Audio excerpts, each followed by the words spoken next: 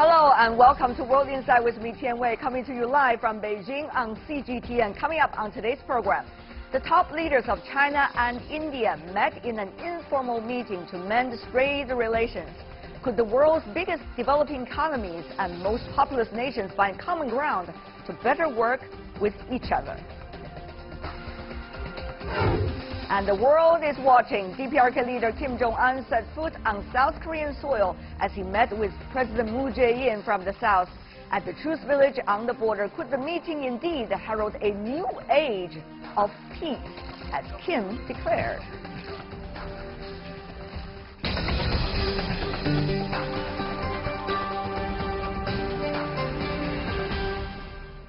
You are watching World Insight. I'm Tian Wei. We begin our program today with the informal meeting between Chinese President Xi Jinping and Indian Prime Minister Narendra Modi in the central Chinese city of Wuhan from Friday to Saturday.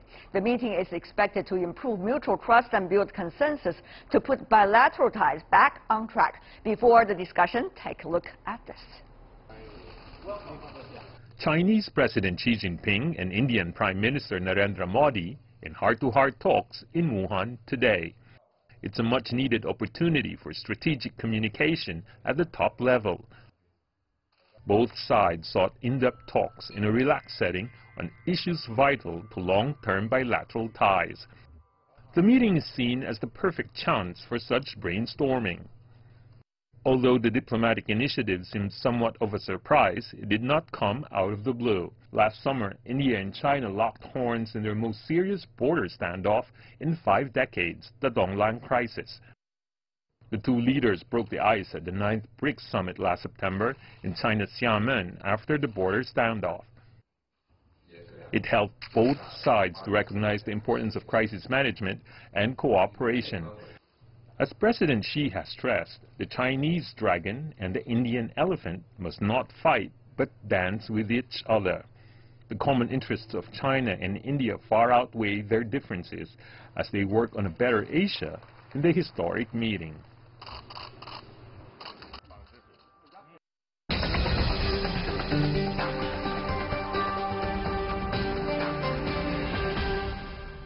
So, is the Chinese dragon in a new dance with the Indian elephant indeed? Well, with us in our Beijing studio, Liu Youfa, who's a senior research fellow at the Denuclearization institution. It is actually called Pangu in Chinese. Yes. He is the former Chinese consul general in Mumbai. Welcome, sir, to our program. You're welcome. And also in New Delhi, India, we have Mr. Uday Bhaskar, who is the director of the Society for Policy Studies. He's a retired commandor who served in the Indian Navy and also one of India's leading experts and on security, strategic affairs. I want to welcome both of you. First of all, why Wuhan? Mr. Liu, this time, why informal too between the two leaders? Prime Minister Modi has come to China for the 3rd time, and this is the 4th time. He's been to Guangzhou quite a few times, Beijing, Shanghai, and so on.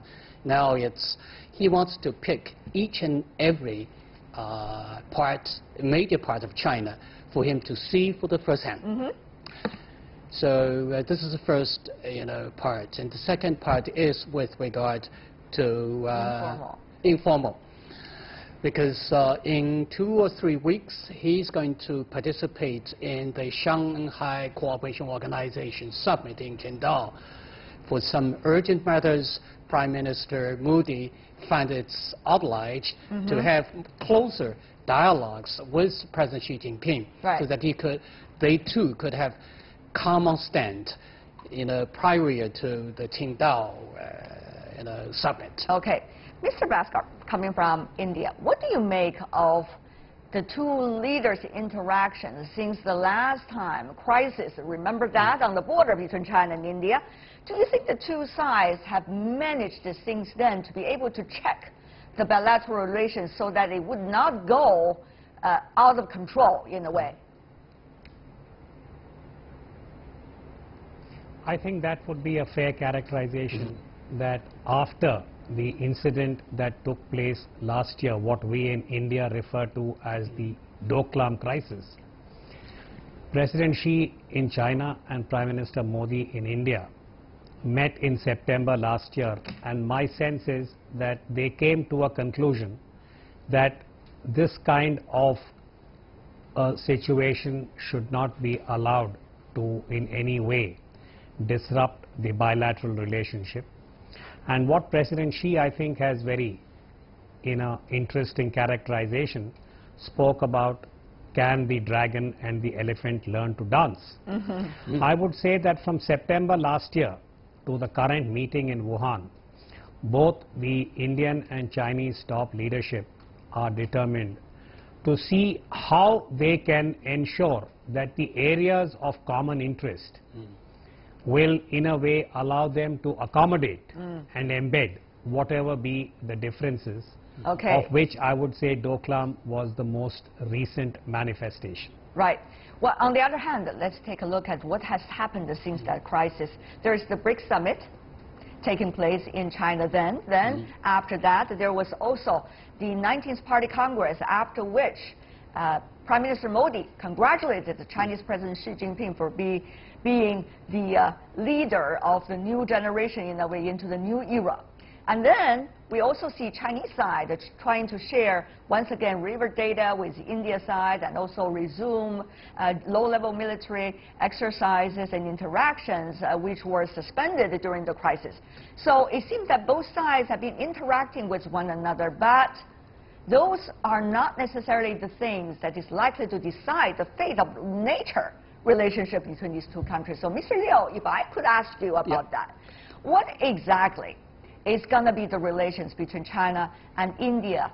If you could use some term, is it going to be a partnership or rivalry? India and China. Well, I heard some hesitation, Mr. Liu, from you. Strategic partnership in the year 2005. Ever since then, the bilateral relations went through, zigs and zags, and highs and lows. Right. But in general, the two countries have been pushing forward the cooperative relations in many areas. As with regard to the partnership, I would say the bilateral relations between India and China are now mainly driven by the convergence of interest. So it's the partnership plus the competitors on the base of rules. Okay, let me ask you, Mr. Bhaskar. The world is changing fast, we all know that. It used to be the world order, but now a lot of things have been challenged and been changing, it seems. So under these circumstances, how is India going to map out its all types of options, including its option with China vis-a-vis its options with the other countries? What do you think about this strategic issue? How is that being, in a way, debated and argued about within India? In India, there is a lot of debate and discussion, and I want to pick up the point made by Mr. Liu, that if you look at the last few years, while the differences and the divergences, like, say, Doklam, have definitely come into the public domain, and there is a lot of visibility, India and China also have a certain, I would say, track record of very meaningful partnership at the global level, particularly in areas like, for instance, climate change. You will remember that when the Paris Agreement was going on, India and China played a very critical role in ensuring that there was a consensus which also protected the interests of the developing countries. In the current phase, I think if you look at what is happening in the United States and the kind of policies that are being adopted by President Donald Trump, it appears that the global trade patterns are now being challenged, and a certain degree of protectionism or even trade wars may be on the anvil. For instance, the United States and the European Union on steel and aluminium tariffs. So in this kind of a world, I think China and India are perhaps looking to see how they could maximize their own positions to ensure that certain principles of globalization and free trade are in a way enabled and made stronger. My sense is that both President Xi and Prime Minister Modi would be discussing this in Wuhan. Is that going to be one of the dancing steps, Mr. Liu, that the Chinese President Xi Jinping has been talking about between the Chinese dragon and the Indian elephant, about trade? Yes. We talked about, if you just compliment Mr. Basker in what he mentioned as the trade war between U.S. and China. As I look at it, the essence of the latest trade disputes between U.S. and China is the reckless policy behavior by the U.S. government to address the trade issues with partners in accordance with its domestic laws. This is at the expense of all the international trade partners rather than China alone.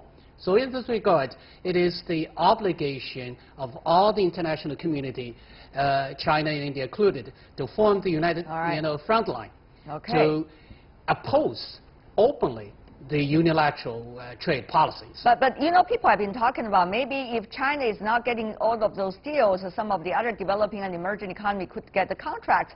So, Mr. Liu, is India the real partner in that regard to safeguard the international trading system? Or actually there are different ways of looking at it from different perspectives?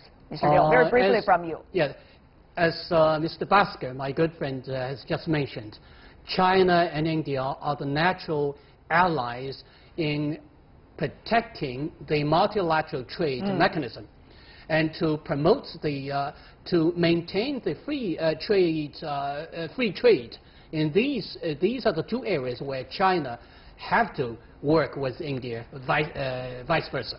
Right. When we talk about working together, the two of you probably have to tackle one question very urgently. What about the Belt and Road Initiative? As we understand, Mr. Basker, earlier there are differences between China and India over whether China should have the kind of cooperation with Pakistan regarding certain areas of development along the Belt and Road Initiative. Of course, China said, you know, the Belt and Road Initiative is very inclusive. We have a lot of different options to work with different countries. Mr. Basker, how is that sounding to India so far? What kind of option do you think the two countries, China and India I'm talking about, could have in that regard?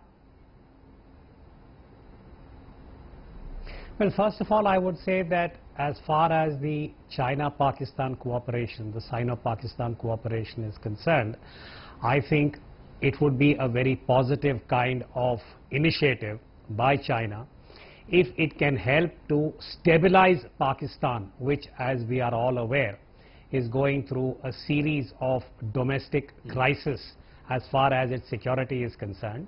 We have the challenge of terrorism, which since 9/11 has become a very, very major and complex challenge for Pakistan internally. And much of that has to do with the fact that the Pakistani military, for its own reasons, believes that it must support certain terror groups which are against Afghanistan and against India. And I'm sure the Chinese professionals are aware about this. From the Indian perspective, I think, as far as the current Belt and Road Initiative is concerned, India has already conveyed what you might call as its own reservations about the Belt and Road Initiative, and particularly the China-Pakistan economic corridor, because that has got certain implications for India's sovereignty in relation to the composite state, as we call it. So, Mr. Basker, what I try to ask you is about what about the new possibilities? Is there going to be any? Is there going to be any new possibilities besides repeating the earlier statement? I think so. Go ahead. What is it? Short answer, Madam, is that yes, I think. If I could respond, I would say that some new possibilities can be explored by Prime Minister Modi and President Xi in such a way that the Chinese priority for development can be maintained, while India's concerns about sovereignty can also be acknowledged and they could be dealt with in the appropriate way. Because the last point, I think both China and India have an interest in a stable Pakistan, and the issue of terrorism, which is now going to come up in the meeting in the SCO, where China is in the driver's seat. So I think it's an important issue. There are a lot of on the agenda. Go ahead, Mr. Liu. Yes. I could contribute to what Mr. Bhaskar has said. It is a matter of fact that the current Indian policy position vis-a-vis Belt and Road Initiative is contributed not only by its domestic policies, but also because of some of the miscommunications and misperceptions on both sides. I think President Xi Jinping and Prime Minister Modi will have some discussions in this regard to dispel the misperception and try to explain to the Prime Minister Modi that the BRI construction can be carried out not only through the regional mechanisms, but also through the bilateral channels, to which India will have a much stake in joining the BRI construction. Of course, China and India, as we all know, has a big trade relationship. China is the largest trading partner of India, according to the latest information. 2017 bilateral trade volume between the two countries rose by a little more than 20% and hit a record high of nearly $85 billion, according to Chinese Ministry of Commerce. There we go, some numbers over there. On top of that, where should the two countries go? Before we go about this discussion, I want to ask the two of you, it seems to be the trend these days that we are likely to have bilateral, highest level discussions, even before the lowest level officials trying to figure out what the blueprint could be. It's happened with the United States, South Korea, happened possibly with the United States and North Korea, North and the South Korea, as we are going to tackle a little bit later in our program. What about China, India? It seems that this informal summit, in a way, is trying to set the basis about what's to come next. Mr. Liu. It is a fashion that international conferences, summit meetings, the informal meetings have become a very effective tool for the leaders to come sit together, compare notes, make tough decisions, which would in turn translate it into the policy guidelines for the two governments in addressing the thorny issues, outstanding issues, one by one over the time. All right, Mr. Bhaskar, 20 seconds left for you. Your thought.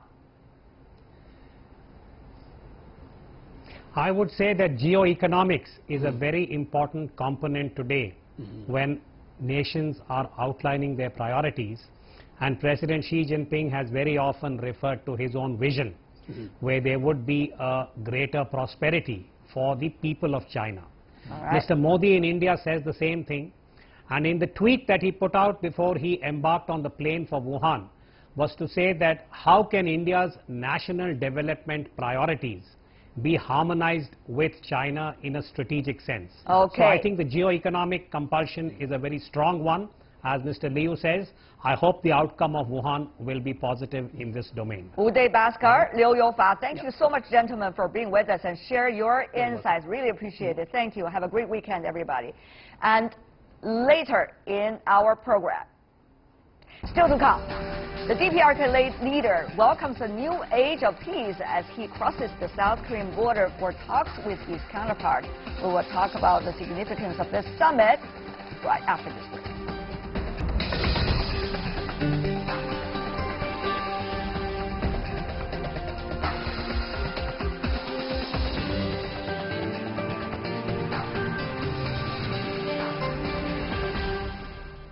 World Insight coming to you Monday to Friday on CGTN. I'm Tian Wei. Let's move on to the Truce Village of Panmunjom, where the South Korean President Moon Jae-in has met the leader of the DPRK, Kim Jong Un, and the world today has been watching very closely.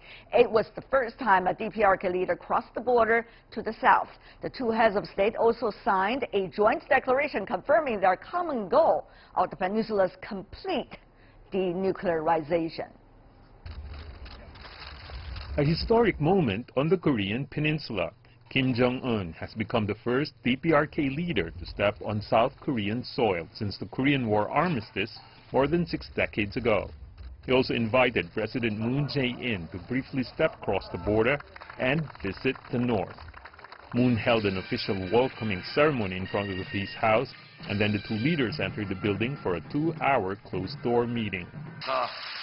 말씀드린 것처럼 정말 수시로 만나서 걸린 문제를 풀어나가고 그래서 오늘 이 자리에서 평화 번영, 북남관계가 정말 새로운 역사가 씌워지는 그런 순간에 이런 출발점에 서서 우리 남북의 국민들 또 해외 동포들이 거는 기대도 아주 큽니다.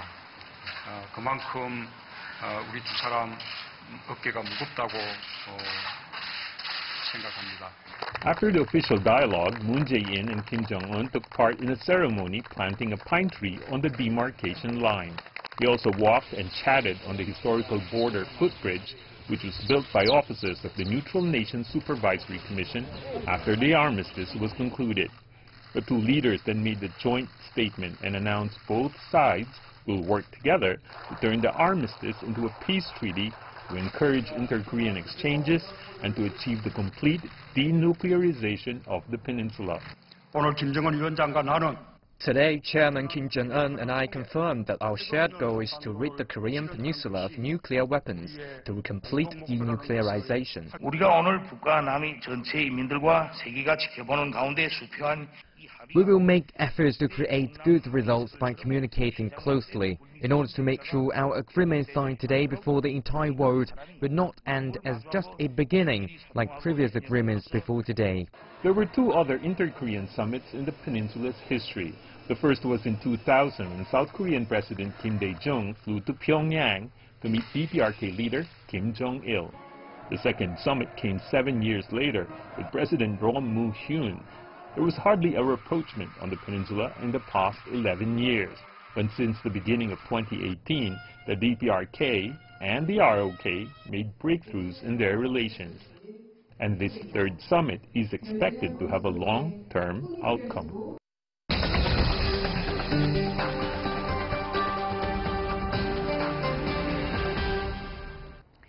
So really a new history or a new age of peace? Is that dream or reality? Let's ask our panelists. Very strong panel joining us from Shanghai in China. Shending Li, a professor of Institute of International Studies at Fudan University. Welcome, Professor Shen. In Washington, D.C., we have Jenny Tao, Assistant Director of U.S. Korea Institute at Johns Hopkins School of Advanced International Studies.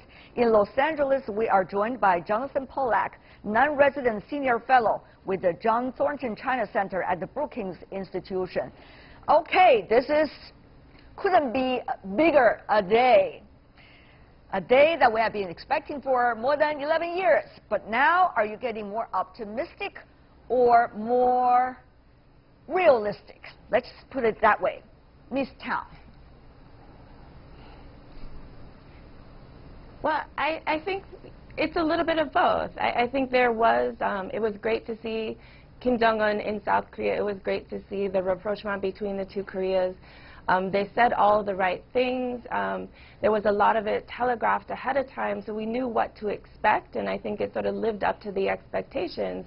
But committing to finding solutions is not the same as resolving the issues. And so I think there is a lot of road to be traveled now. But it's important that Kim Jong Un did commit in writing to denuclearization of the Korean Peninsula, and now I think the hard work comes in, again, unpacking what that means and finding a common understanding and actually creating an action plan now going forward, which is part of the task now of the U.S. DPRK summit. Right. Mr. Pollack, you could say, I've been there, I've heard that over the decades you've been working on this issue. So let me ask you also directly, are you more optimistic or more realistic?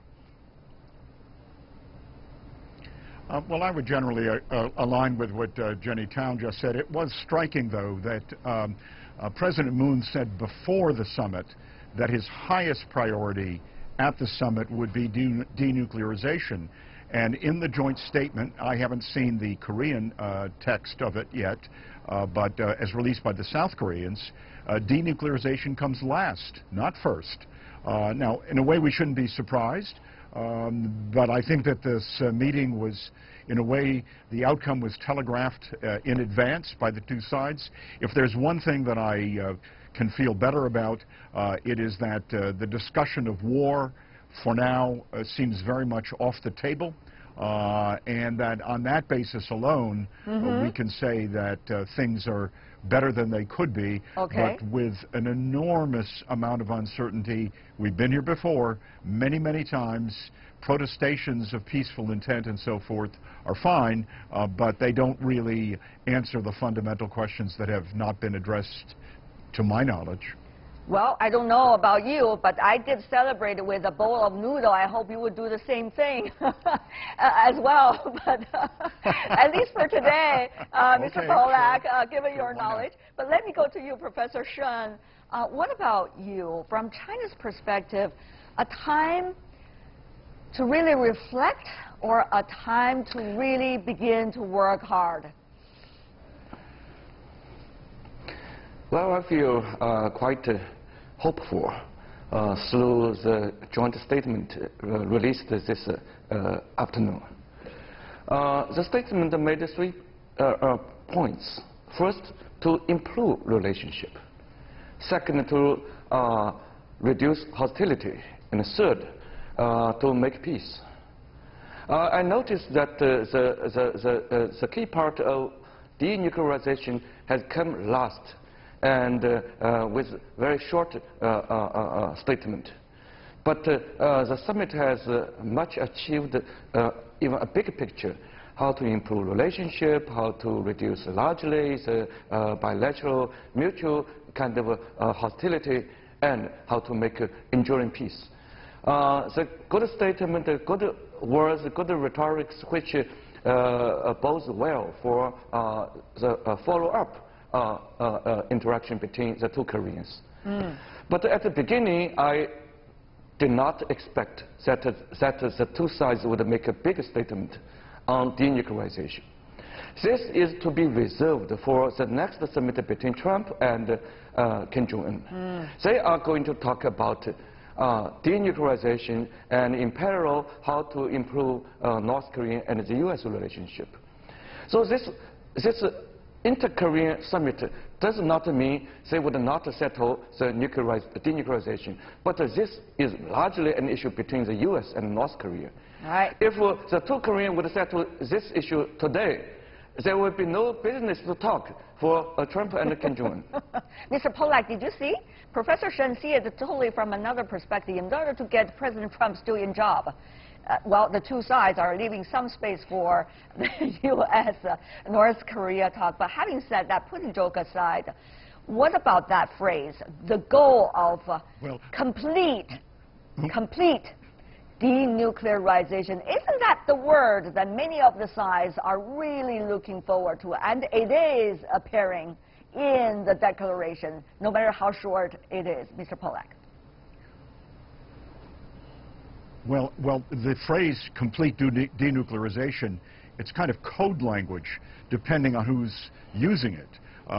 For the United States, in terms of things that very senior U.S. officials have repeatedly said, complete denuclearization means complete denuclearization, which presumably would mean the elimination of any weapons that North Korea may possess, the destruction of the infrastructure for creating more of such weapons. It would be related also to missile capabilities and so forth. So that's a very tall order in and of itself. For Kim Jong Un, he's talking about something else. He's talking about the degrading and ultimately the removal of U.S. security guarantees to South Korea. In other words, to rid the Korean Peninsula of the U.S. ROK alliance. And very frankly, in Kim's party speech from a few days ago, he made very, very clear that their weapons are an accomplished fact. They're not going away. Okay. He wants this treated as an arms control negotiation, not a disarmament negotiation. So we are worlds apart. And whether or not Trump and Kim, assuming they meet as planned, can find a way to bridge that gap in wording is a very, very tall order. But you know, Ms. Tao, I mean, one text, different interpretation. Isn't that the art of diplomacy too? I mean, we've seen that in history so many times. Having said that, though, what about that commitment of so-called complete denuclearization? Earlier, Mr. Polak tried to, from his perspective, interpret it from the U.S. version and also the North Korean version. Of course, we do not know what the North Korean version is because we haven't managed, after even very hard try, to get a North Korean guest on this debate. But from your perspective, how would you interpret that if there is going to be the summit? What's likely to be the step-by-step plan that the two sides should be able to talk up to each other between the North and the United States? Well, I think Kim Jong Un has been very clever, actually, in the way that he's proceeded in this plan, because by declaring that his nuclear force is already done, it actually gives him a lot of room to talk about denuclearization as a phased plan and to move through those easy phases quickly. So because he doesn't have to do more development testing and doesn't have to demonstrate new capabilities, he can give concessions very quickly on such things as a testing regime and on testing infrastructure, even, for instance, fissile material production and fissile material production infrastructure, if he's already comfortable with the programs that he has. And so when you talk about denuclearization of the Korean peninsula, it does create obligations on all sides. And it does mean also that it's contingent on a fundamental change in the political relationship between all these parties. And so what he can do now is move through those easy phases first, get rid of the development side of the infrastructure, while they work on changing the political situation and still keeping, hedging and keeping some capability until that political situation and political relationship has actually changed to a point where they believe in the security guarantees. Right. Professor Shen from China, we heard from Mr. Lu Kang, who's a spokesperson from Chinese Ministry of Foreign Affairs, responding to the latest event between the North and the South Korea. He's been talking about the hope from China about both the reconciliation and cooperation between the two sides. He did not elaborate exactly on what kinds of reconciliation and cooperation. Professor Shen, how would that work? Also within the big text of complete denuclearization, but at the same time, it is going with the development of a peace treaty. We don't want to forget that either, Professor Shen. Well, the U.S. side has stressed the need for a quicker CVID, comprehensive, irreversible, verifiable dismantlement. North Korea say, okay, dismantlement, but it has to be Korean peninsula-wide. So I may need to go to South Korea to inspect the U.S. military facility to see if that is nuclear weapon-free. And secondly, for North Korea to build denuclearization, a nuclear weapon-free North Korea should not feel threat from the U.S. And then the U.S. had to do a lot of things to make North Korea feel satisfied. Otherwise, North Korea is not going to do nuclear disarmament. Therefore, the inter-Korean joint statement today stated that this process ought to be a phased program, which means North Korea would do something to reduce its nuclear threat, and the U.S. side would do something to reduce its overall threat. So this kind of two-wheel, action for action, phased, incremental. So that is much different from what President Trump has demanded. Therefore, there are still lots of uncertainty whether Mr. Trump is going to stick to his idea. Without meeting his demand, he would go away from his talk. I think Trump and Kim Jong Un have high stake that they cannot afford to lose. If they would fail their meeting, it's bad for both of them. Therefore, how to make a kind of compromise? U.S. would say, you commit in principle, you are going to totally disarm as quickly as possible. But I may allow you to do it in 3-5 years. Right. And North Korea may work out a detailed program with U.S. And this is a kind of trust building. And in between, they need to do a lot of reconciliation, people-to-people contact, and also kind of reunion, separate family, and military confidence building. I'm afraid you're going too fast. I'm afraid, Professor. You're going too fast in the plan already. Let's just talk about some of the steps that you are hoping for before the next phase of steps. I know we've all been waiting for that for decades, so everybody hopes things will be fast and also in the positive direction. Every one of you feels that. But let me ask you a very direct question, Professor Shen, and briefly answer, please, as well. What about the South Korean position? I mean, from your perspective, is South Korea likely to be caught in between? Because after all, it is South Korean President Moon Jae-in getting this deal, getting this promise, getting this statement, declaration. And he needs to go to Washington and to talk to President Trump. After that, sorry, I have to finish. After that, after the North and the U.S. talk, they have to come up with something. If they cannot come up with something, then South Korea seems to be caught in between and have to choose in a way. So, Professor Shen, go ahead. South Korea need a peace, and the peace has to be guaranteed through denuclearization. But how to achieve it? South Korea clearly knows realistically that North Korea is not going to do CVID. But if South Korea would push for CVID, the Kim Jong Un Trump talk would collapse. That South Korea would hate to see. Therefore, through the rehearsal of the U.S.-North Korean meeting, by staging the today inter-Korean meeting, South Korea tried to work out a roadmap with which North Korea and the U.S. can make a compromise. They are going to meet, they are going to make a commitment, and they are willing to do it incrementally.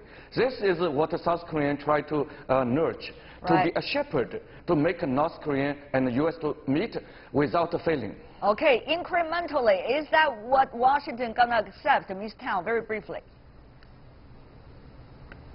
That's what's really unclear. What is incrementally? And this administration in the U.S. has very little patience for a long, drawn-out process. And so I think that's the devil is in the details, right? So it's a matter of what are we talking about in terms of timing.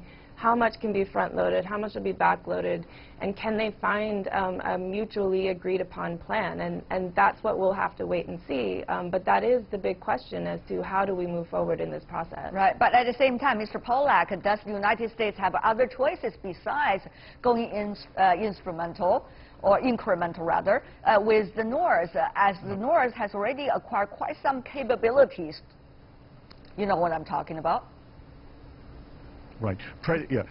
Yes, right. President Trump has insisted he will not go down the path that his predecessors have gone down. And I think what you can see already is that he will have no alternative but to go down to that path. What North Korea is seeking above all right now is relief from the sanctions, which are hurting them. There's no question.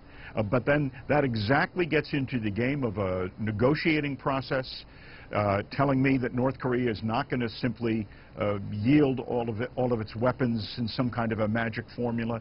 So, very frankly, the concern that I have is that in the context of a Kim-Trump meeting, if it does not go well, and it might not go well, we could very easily find ourselves back where we were only a few months ago, with all the fears and risks that we could be on the edge of a conflict. See, the two sides has really set the story up to an even more exciting level. People are already looking forward to that summit between the North and the United States, and there will be a lot of debates in between. Before we go, I do want to have every one of you a very frank and direct answer. If it could be within 30 seconds, it would be just wonderful. Tell me, what is the next thing you are looking at to see whether things are really going great or even as before, bad? Professor Shen, I'd like to go first. I hope the U.S. and North Korea would show their sincerity and honesty to build trust with each other. Based on that, the U.S. and North Korea are willing to do it a phased program. I see. Mr. Pollack, what about you? I am going to be watching very closely about how this summit and next steps are described in North Korean media. That will reveal a lot whether or not North Korea is intent on any different kind of a course. We haven't seen any of that yet. And it bears very, very close watching, because that's what's conveyed to a domestic audience in North Korea, who so far have known nothing about any kind of pledges about denuclearization. And what about for you, Ms. Tang? I know you've been watching North Korea constantly over the years with many of the references you provided to the rest of the world about exactly what's going on inside the DPRK. Tell me more about your thought now. You know, I don't think it's as important as how North Korea portrays it to their domestic audience. I think it's more important that, one, that they stick to the freeze on testing, that there's no more provocations. Because even then, if U.S.-DPRK relations, if the summit doesn't work out the way they planned, I think they will still have, it'll be much harder to go back to this sort of war stance that we had at the end of last year, as long as they're not doing provocations. So I think we'll be watching to see, you know, what is happening at all the WMD sites, and how seriously is the administration taking the preparation for the summit, because that will really be the key here. Right. I know it is quite early morning for our American guest. Well, it is already late night here in Beijing, but I really wondered whether we should drink some coffee to calm down or more Korean wine to cheer it up. But anyway, at least something to celebrate about, at least for today. We've been waiting it for long. We hope tomorrow could be better, at least on the road to be better. For now, I want to really express my appreciation to the three of you. Shending Li, Jenny Tang, Jonathan Pollack. We together spend a very significant evening together. Thank you so much for being with us. Really appreciate it. Thank you. And that is all the time we have for today. If you'd like to see more, try to find us, World Insight CGTN, on your search engine, or check out our YouTube channel. You can also follow us on Twitter, Facebook, and Sina Weibo. From me, Tian Wei, and everyone on the World Insight team, thanks for watching, and tune in again next time for insights across China and around the world. The weekend is up. Have a great one, everyone. I know it's going to be a busy weekend, though. See you next week.